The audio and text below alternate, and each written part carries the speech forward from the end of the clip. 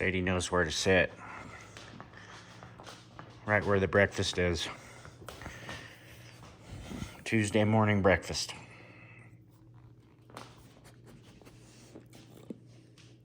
You guys already ate. But all right, we're headed down to the office. We're gonna meet with Scott. Gotta go over a couple jobs. We've got to meet Paul over at the hospital, phase 2. That project's gonna be starting on July 18th. So we're just we're starting to prep for that. And then hopefully we're gonna get out there to June Lake at some point and take a look at the water situation that we saw yesterday. And we put pumps on it. We diverted that water. I'm really hoping that the water stayed on the diversion and is gonna stop filling up that hole. That's gonna make it real tough for us to get up under the machine where we need to get to and get it fired up. So it's just, that thing's just really a pain. When we get the machine started, we'll be clear, but you know, until we can get that thing start up and turn around, actually spin it 180 degrees, it's just gonna be tough. So we're praying that we can get that thing clear of the water so we can check that wiring harness. We're thinking it's the plug where it plugs into the engine. We don't know, but you know, hoping it's something simple. We can dry it out and fire it up.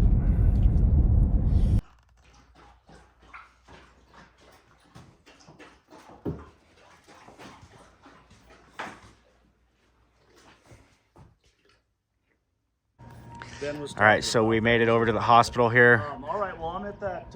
We're looking at the upper areas. Everything at this point has to have a facelift to look like this. So we'd already bid on all this to do stucco and everything here.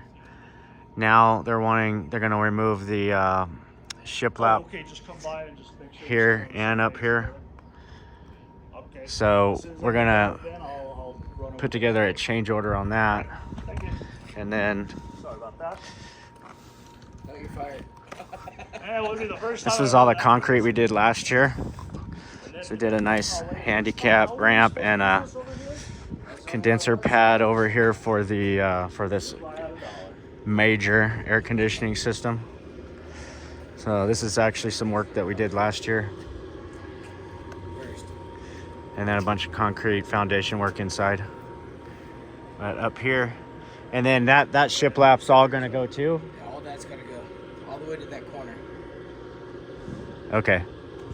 So we're gonna work up some numbers for that. Ed, where's my content? Yes, sir. I need my content for the channel. So we got Ed and Scott here. We're going over a game plan for this house here. This is the Starwood house we've been working on. And as with all the jobs, this one's got a lot of challenges. And I spoke of it in some previous videos.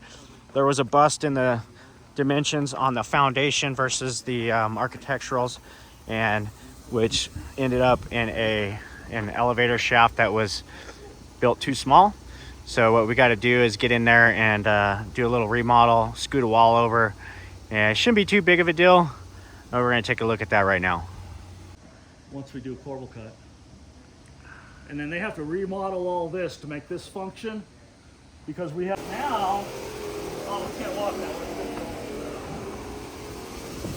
We're going to check out our FAU, or not our FAU, our condenser locations. See if there's something that we need to do for protection on these things for the snow, because this side actually gets a lot of snow too from what we saw last year. This was at least 10 to 12 feet high last year. Yeah, that one really scares me, man. The angled one. Yeah, for as structurally sound as this thing is, they should definitely have something called out for these. I mean, we got steel beam right here, and then we got posts that are toe-nailed. So that's definitely, we gotta figure that out. Like I said, that's just This house has a lot of steel in it.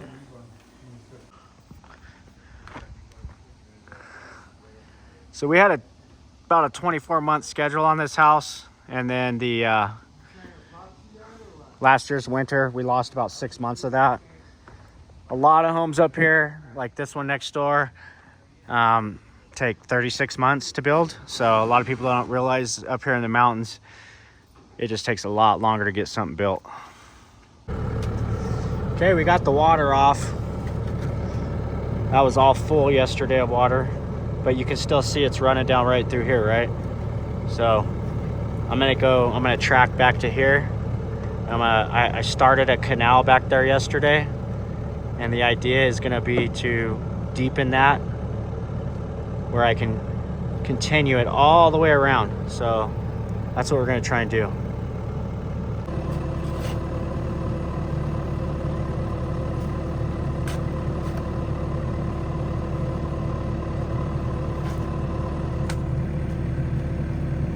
It does kind of look like it could be a water line. I mean, but it's so weird because the hydrant is way over there, and the line for the hydrant runs back 30 feet back over there. So if it is, it's finding its way over here, basically, or it's just an underground creek.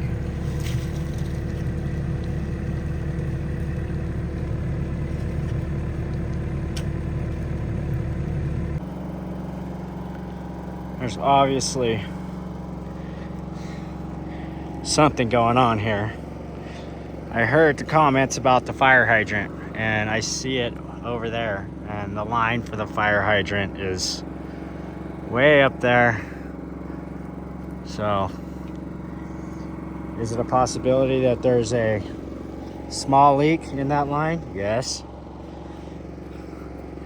I mean, is it a possibility that this is just a natural spring that's coming up out of the ground? Yes. So it's really hard to say one way or the other right now. I called the water company. They're gonna come out and look, or you know, they're gonna locate where their lines are and see. They have equipment where they can tell if they're having a leak, so they'll be able to hear it.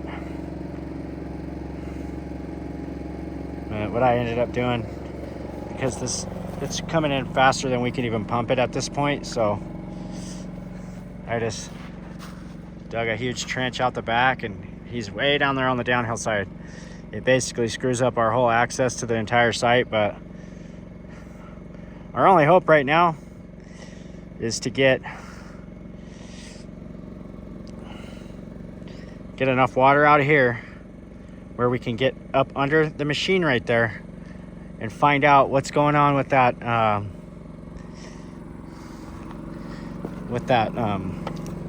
electrical. That's really gonna be our only hope here. As you can see, this is just a beautiful mess. Beautiful mess.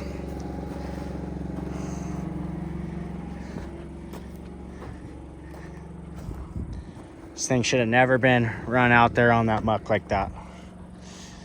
But whatever.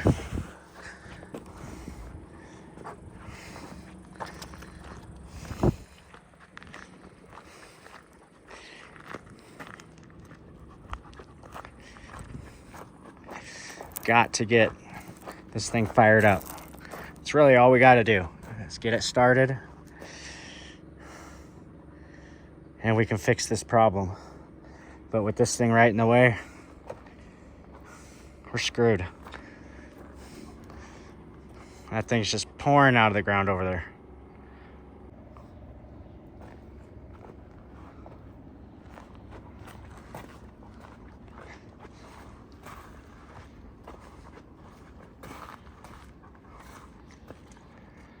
Got that flowing pretty good. All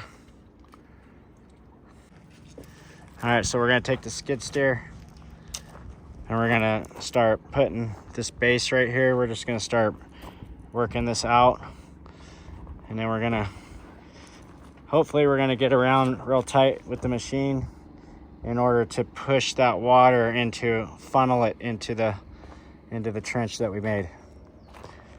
At this point, That's my only hope. For now, I'm just gonna do right here. Kind of see what that does. And we'll go from there.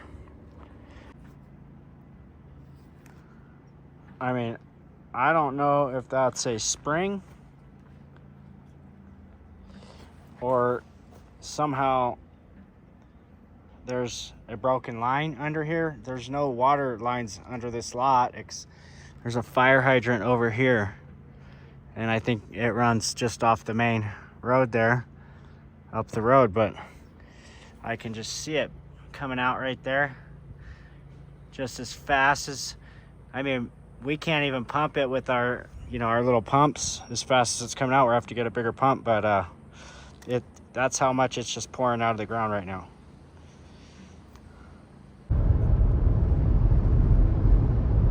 We are headed back to Mammoth. That water's fighting us over there. We're gonna bring some pipe tomorrow, and we're gonna keep shooting to try to divert it. Once we get it diverted, hopefully we'll be able to clean out the bottom of that excavator and figure out the electrical issue. All right, we're back over here at June. Gonna take a look at things. Oh, I can see that water's still running pretty steadily.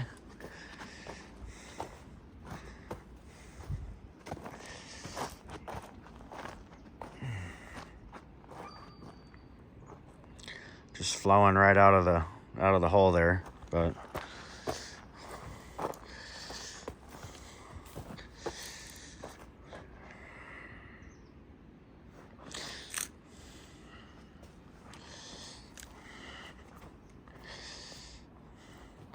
let's see.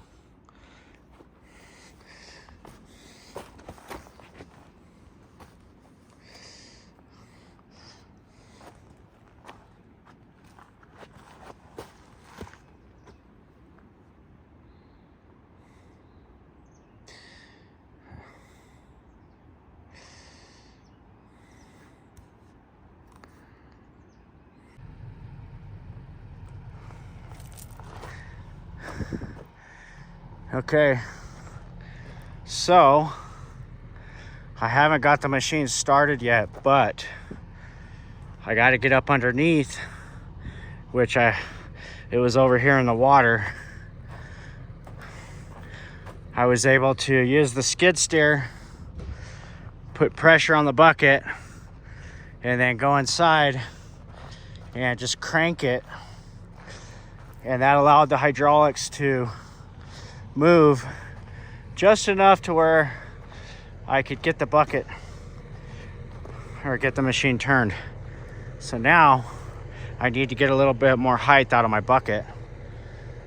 It's going to be a little tricky, but I think I'm going to try to get this bucket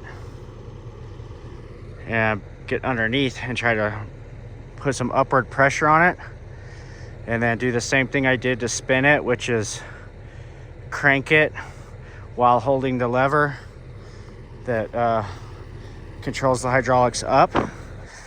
And I think if I'm able to do that, if I can get this thing to raise up maybe 3 more feet is what I need. 3 feet.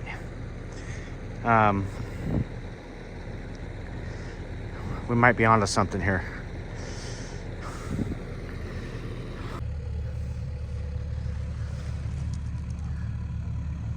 So it looks like both plates are missing.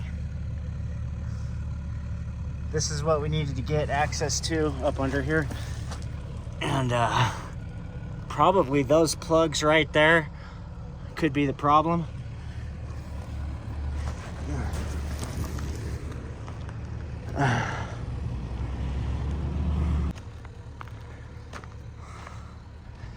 So I had an idea last night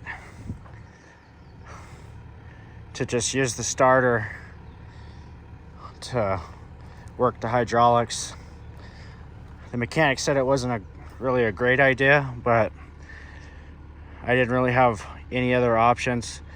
I have to get this undercarriage exposed, and you could see those plugs that I just showed earlier, or right before this. Those were what was underwater, and I'm pretty sure those are what was causing the fuse to blow. But I have the 2 eyelets on the back.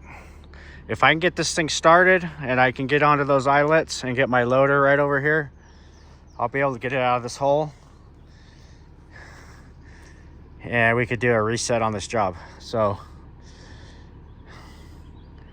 it's been a lot of dumb mistakes, but quite the learning curve here. And I got the right stuff to get this thing built the way it needs to be built. I've got the direction from Soils on what to do here. I'm gonna get cobble down on the bottom, big cobble. This is all muck. This is coming out. It's all gonna get thrown out. We're gonna put cobble down at that level, at that water level. That way this water will just flow right through that cobble.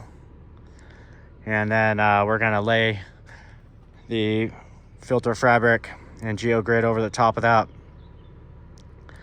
which will stabilize the material that goes on top. And it'll be that class 2 base that we go on top with. And then we're gonna elevate this pad about 2 foot higher than what the original plan called for, so that the foundation will be sitting about 2 feet higher than originally planned. And I'm pretty confident I'll get a chain hooked onto that eyelet over there, run it across here, and I'll easily be able to continue to spin this thing around the way it needs to go, because it doesn't take much pressure to spin it. It takes a lot of pressure to try and lift that arm, but it's not a whole lot of pressure to spin it. And with something pulling on it, I'm pretty confident that we'll get it pulled around where we need it. Just a little bit more is all I need, and then I'll be able to get up under, and those plugs over there in that corner I'll be able to clean out. And I pray, if I can get those dried out, that this thing will start, and then it'll be under its own power. And with a little help from the John Deere, the big John Deere loader, we should be able to walk it up out of this hole.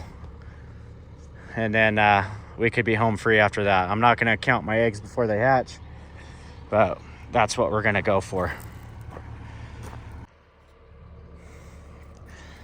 Mosquitoes are terrible out here. All right, so now I got this chain rigged on the bucket. I'm gonna get another chain, make it right up to here to the road. I'll bring the skid steer probably about right here.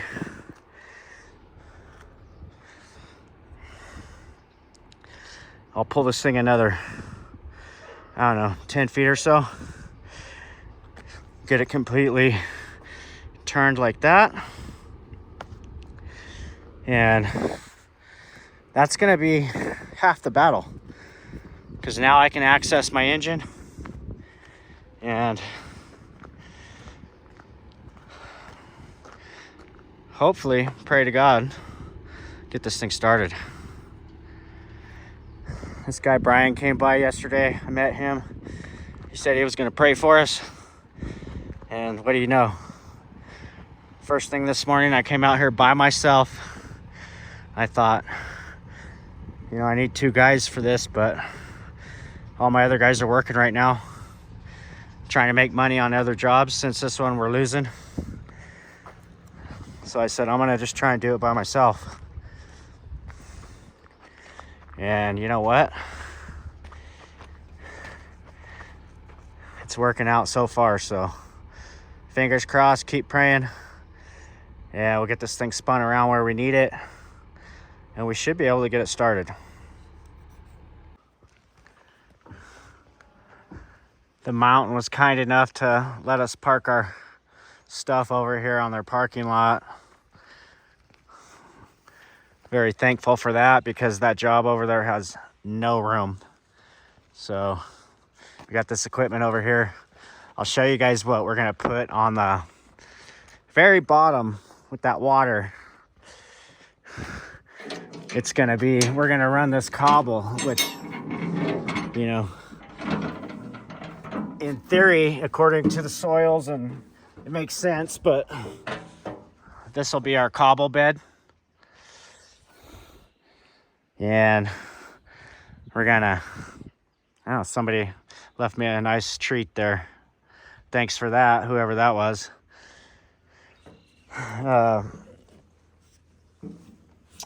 In theory, it's gonna allow that low water to flow through. Now that's the idea. Everything down low, you're not gonna be able to do anything about it. So we just gotta let it flow through.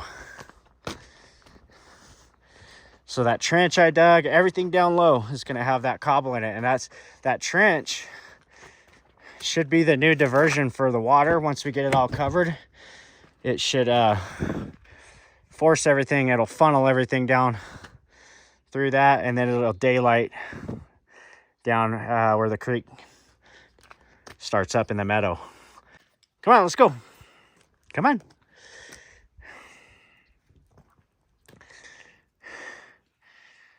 All my help today is Sadie and Bud. They're helping me. They're my moral support. Come on, get up there. Go, Sadie. Good girl. So we had the chains and stuff in this truck, so we're gonna take this back over.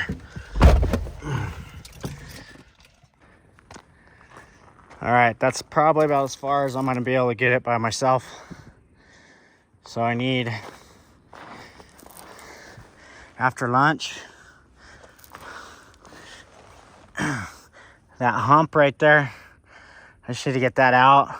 I need about the same clearance over there as I have right here in this corner, so I can get all the way up to underneath the machine. So all that dirt over here to the left. Okay, I got some access under here. I got this little stream on the left-hand side. I found another little, it's coming out right there. That's definitely what keeps filling up the front. So I've been able to divert it. Let's make sure we don't lose that.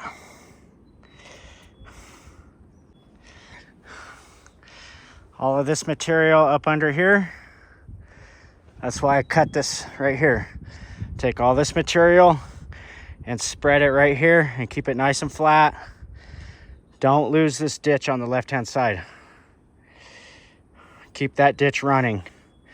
It's running down and tying into the other spring. I was wondering when we were gonna see this guy again. This is the famous Speedo jogger of Mammoth here. You see him jogging around in his thong all the time.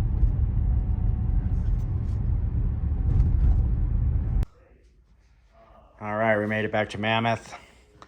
Sadie and Bud are gonna relax. We're gonna get ready to go have some lunch over at the warming hut.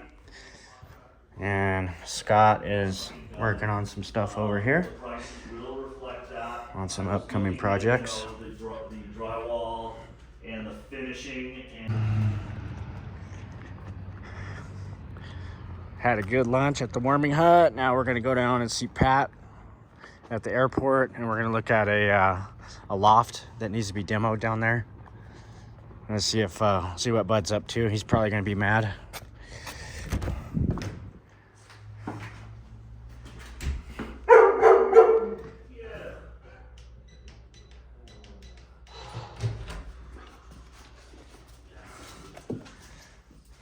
Where's Sadie? There she is. All right, let's go to the airport. Come on. You want to go to the airport? Let's go. Go ahead. Go, Sadie.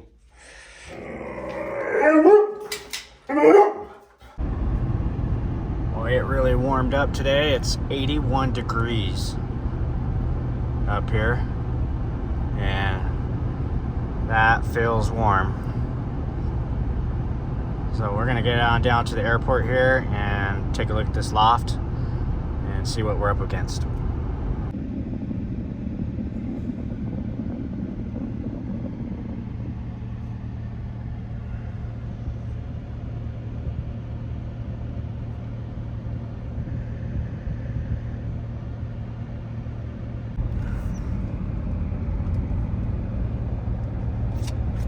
These dogs, I'll tell you.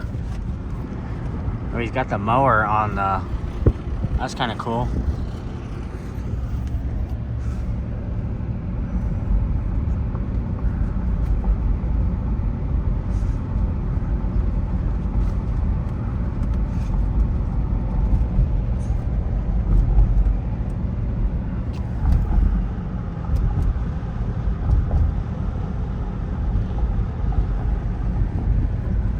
Here, let's open the window back there.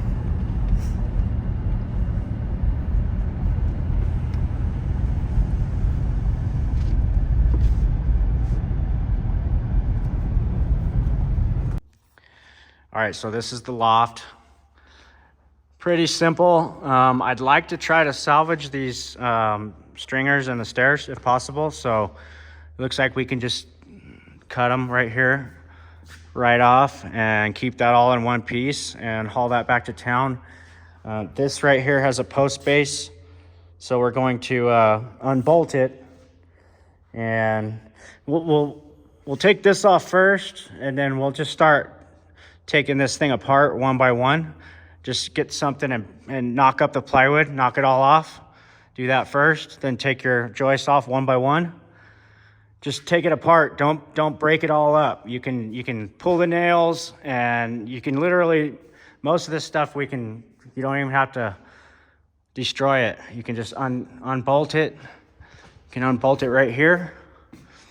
Right here is going to be a little tricky. You probably have to get the Sawzall out, and maybe you'll probably lose these two joists. At least just cut the ends off of them. And we don't mess with these at all. And pretty simple. I think we'll just bring, maybe even just, if we take it apart like that, we'll just bring the flatbed trailer down, and we could just stack all the stuff on the trailer rather than just beat it all up and break everything. I think we'd just take a more refined approach and just take it all apart. So this is Pat's touring bike. This is a sweet bike, 1250 BMW. Pat Foster, he's actually an AMA pro supercross rider. Raced against some of the best in the business. He's got the tapers on here. That's pretty cool. But yeah, that's a nice fun bike. Pat runs Hot Creek Aviation here at the airport. And we just looked at that loft. We're gonna take it all apart. A lot of good lumber there, so that's actually gonna be a win-win for us.